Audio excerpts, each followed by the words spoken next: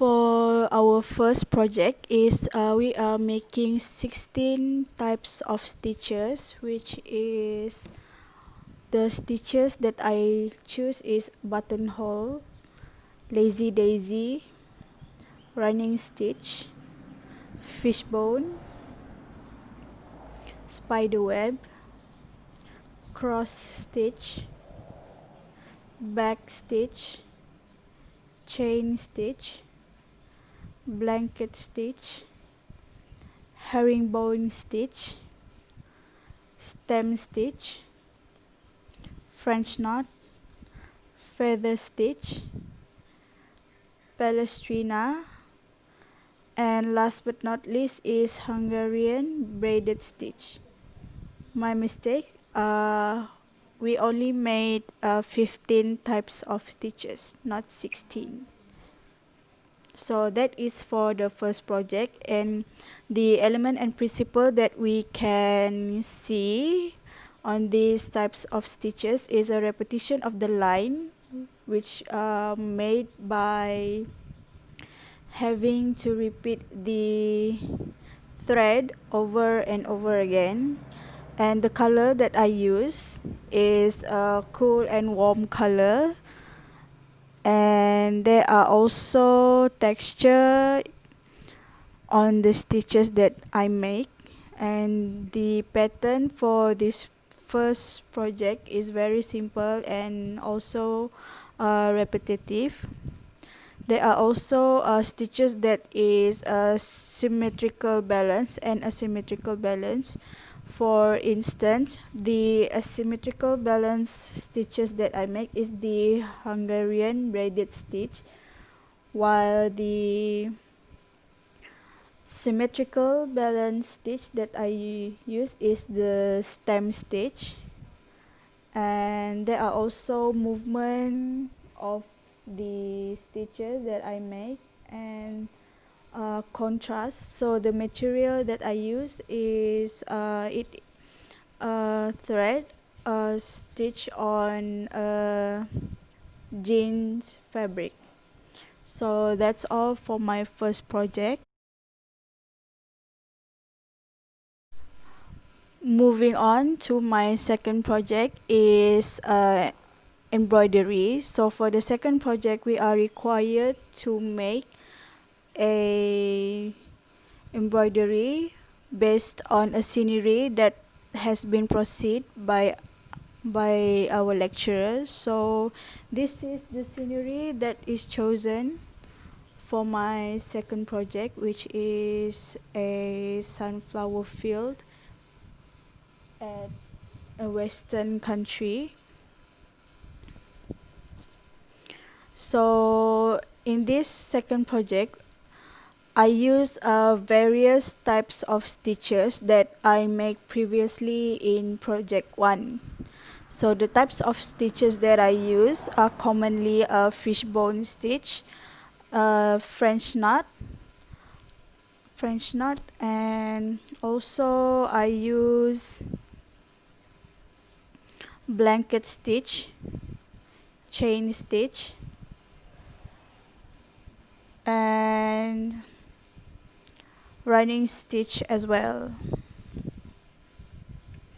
So the element and principle of this second project is there are a repetition of lines for the background of the stitch, like this over here.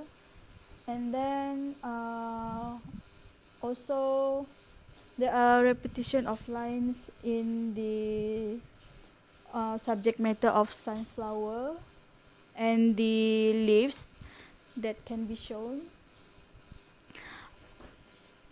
And there are also shape and form, which is the shape of a sunflower, a tree over here, a tree, and then there's a warehouse, and also a repetition of the color that I use, which is the warm color and a little bit of a cool color. And then there are also pattern of the fishbone over here.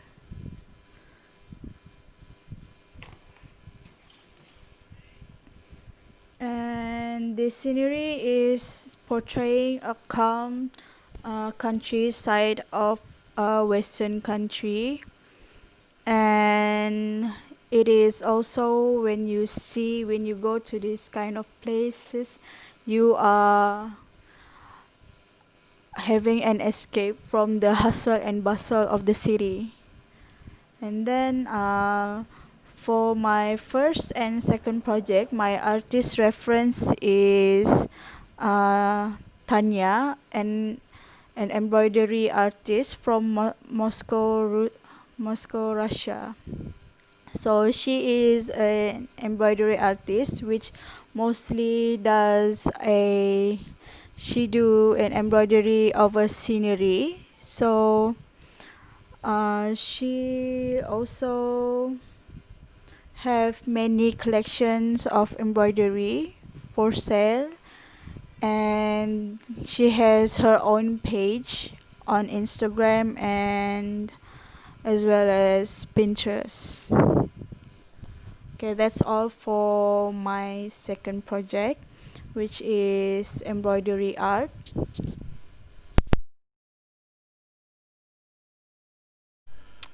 Okay, for our final project, we are required to do an Aboriginal art, which originates from Australian art that uses the technique of pointillism.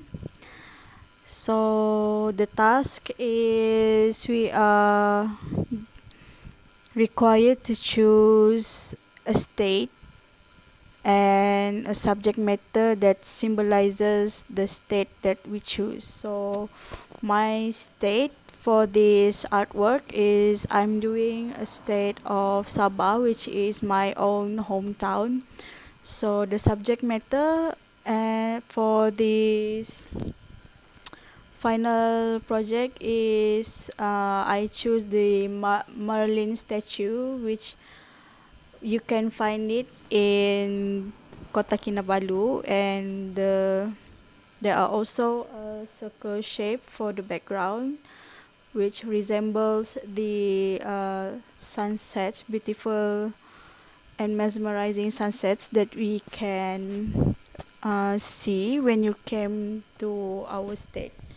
And then there are also like leaves over here. This is the banana leaves, and it's green in color, which portrays that in Sabah we still have the nature all around us. There are not so many polluted areas in Sabah, and the blue background and the splash of water portrays that we are surrounded by by the sea, Laut Cina Selatan. When you came to Sabah, we from the peninsular Malaysia, you have to go across the ocean and arrive at KKIA to visit our state. So for this artwork,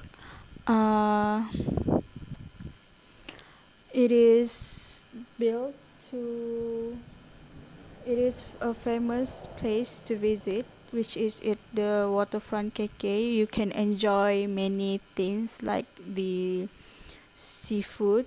It's more affordable over here and cheap rather than Peninsular Malaysia. And also for this statue, it is a sign of very well known as a sign of wealth and nature, and And for my artist reference for this artwork is, his name is Corey Corey Collar.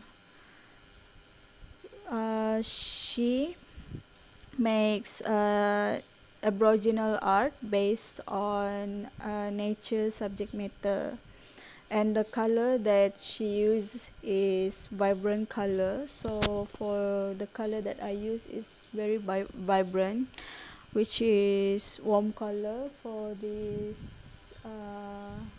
for the sun. And the rest of my final artwork is using cool color. So that's all from me. Thank you very much.